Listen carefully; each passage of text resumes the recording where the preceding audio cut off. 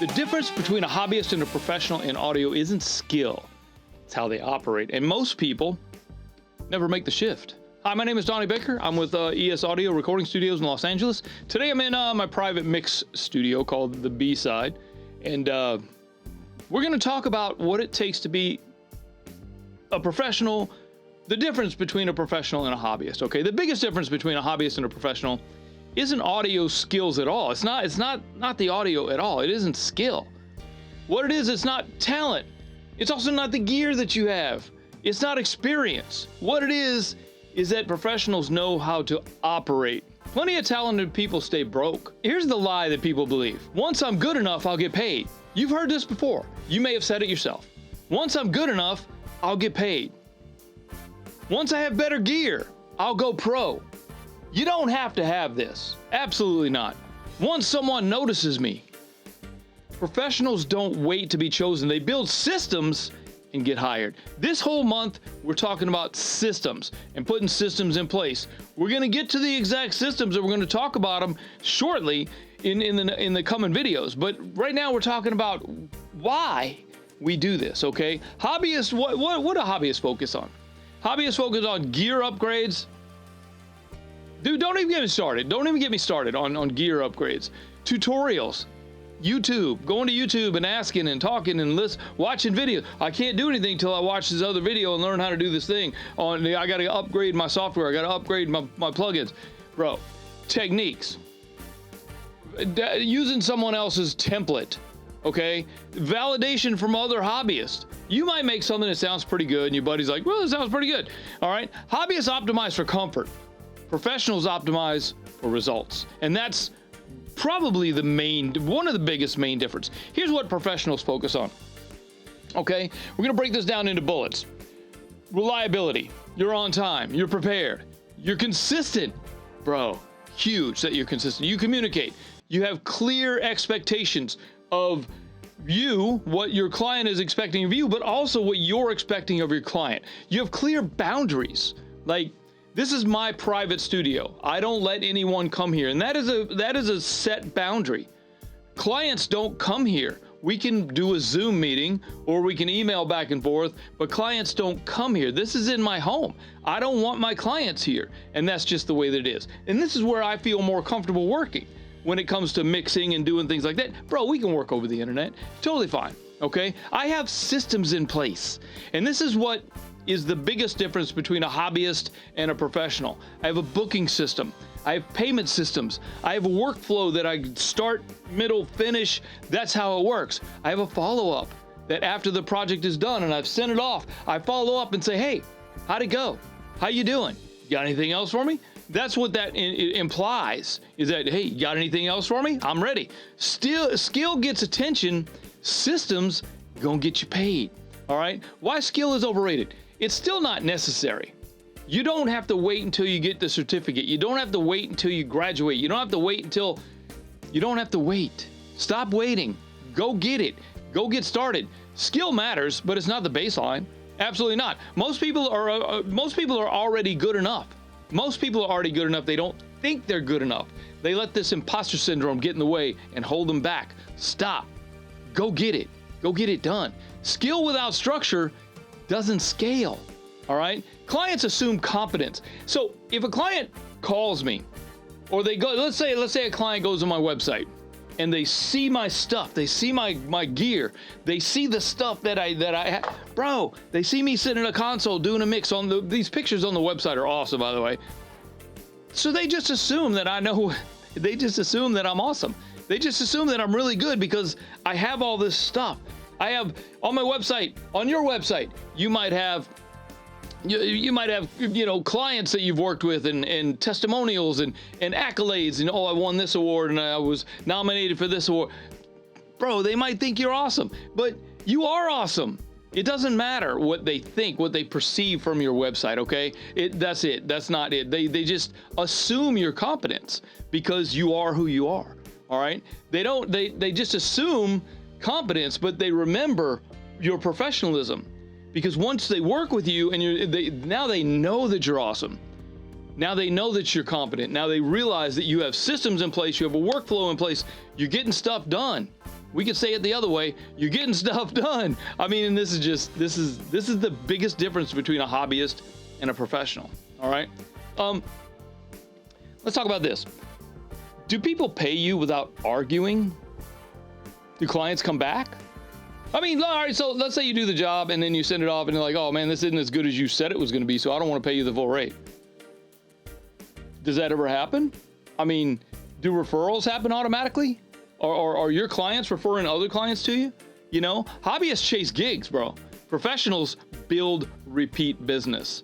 And this is what it takes. This is exactly what it takes. Bro, I honestly only have a handful of clients that I work with, you know. Okay, yes, we have a commercial studio, fine. People call all the time, want to come in and do, but they're not looking for me, they're looking for the studio. Okay, I've got a handful of clients that call me all the time because they know they're gonna get what they're looking for. They're gonna get exactly what they're looking for. That's why they come back. That's why they refer their friends to me. They refer their clients to me. You know, and that's what it takes to be a professional and to build and scale. You gotta be available to scale your business up to the next level. Okay, who's this video for? Now we're talking right now. Who's this for? All right, this is for engineers who want consistency. Second career audio folks. Hey man, if you've already been in the workforce and you're changing your life, you're having your midlife thing, and you want to go do something that you love to do for money, bro, this is for you. I'm for you. I'm here to help explain how this is going to work and how you're going to be successful. All right. This is for studio owners that you might be tired of the chaos that's been going on in your business. You know, bro, I can help you set up your systems to where they're working for you in the background. You don't even have to think about it. It's doing the work for you. Who's this not for? This is for people who just want to collect gear. Bro, now I'm gonna tell you a story. I know I worked with a guy. I actually went and helped him wire his patch bay in his studio. He hired me to come to his studio and to help wire his patch bay and get things routed the way that he wanted to get them routed, because I do these things, okay? And bro, he had like some of the greatest gear that you can think of, all manly stuff. And now we're talking outboard gear. We're talking tens of thousands of dollars worth of outboard gear, okay? And then so I helped him put it all together. His studio was beautiful. I mean, like pristine, like everything was brand new. Like he went out and bought everything and brought it in on a truck and put it together, but didn't know how to wire it, you know? So I helped him with that. And then he sent me one of his first records that he worked on. And I'm like, oh my goodness, man, money can buy all the gear, but it can't buy you talent, you know? And that's one of the things that you really have to, even though you're chasing the gear, that's not what it's about. Start with what you got. I mean, start with that Behringer EQ. Start with that Mackie, little Mackie console, if that's all you got. Start with that. Get it done. Build, scale from there. And we're going to talk more about that in future videos coming up. Man, I got a whole list of what we're talking about for the foreseeable future on our channel here. Okay, so who's this not for, man? Validation seekers. If you're just looking for somebody to go, yeah, it's pretty good, bro. You're doing well. You're doing great. Nah, bro, that's not what I don't ask for validation. I don't seek validation. I've got awards.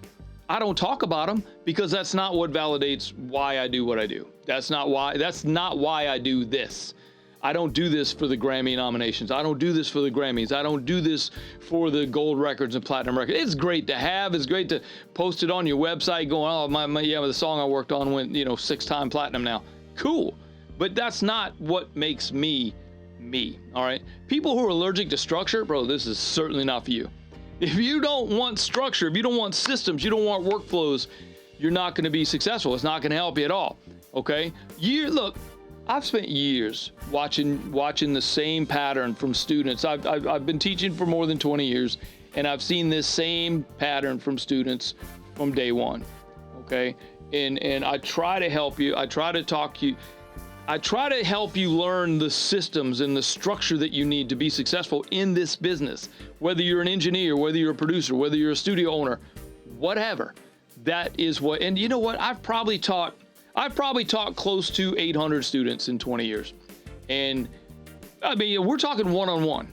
We're talking a one-on-one deal. And I can probably list on, 1 and 2 hands How many have actually gone on to create their business? There's a couple that are doing it full time. Yes, cool.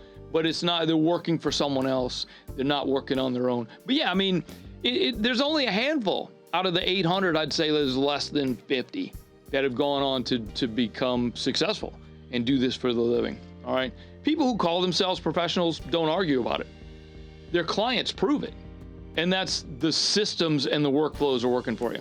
Okay. Now, if you want to come hang out with some other engineers and producers and studio owners that are in your boat, you guys are actually in the same boat, but you don't know it yet.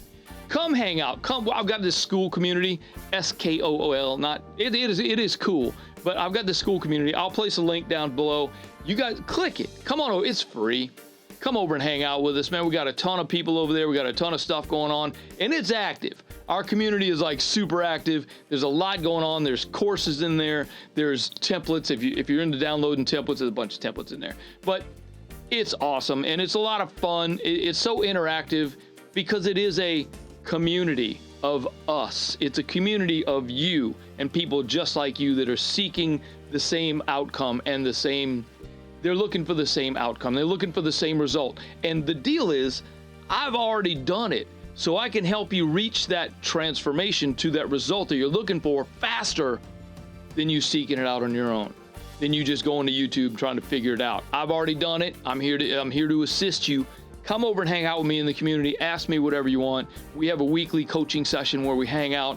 You can ask whatever. I can show you stuff. If you want to see stuff in Pro Tools, I got you. You want to see stuff in Studio One? Oh, I'm sorry. It's now called Studio Pro, and it's by Fender, and I'm a little disappointed. We could talk about that on another show, but I'm a little disappointed in Fender taking over PreSonus and changing things and making it. I mean, you think Fender, you think guitars. You know what I mean? You don't think DAWs and whatever. We're going to talk about that on another episode, okay? But here's the deal. Skill opens the door. Systems, let me rephrase that. Skill opens the door. Yes, you have to have some skill. Yes, you have to have some talent in doing what we do. But systems help you keep it open. Talent's going to open the doors. Systems are going to keep it open and keep it growing. So that's what we're talking about today. Thanks for hanging out with me. If you want a little bit more, you want to see something, see the last one we talked about over here about how it might be better for older people to start or younger people to start, check out this video right here. And we'll talk to you next time. Donnie B, I am out.